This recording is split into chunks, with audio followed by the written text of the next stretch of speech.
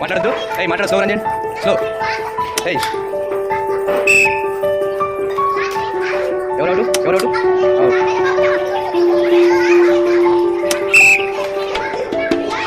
Out? Out అయిన వాళ్ళు చేయలేపాలి. ఓకేనా?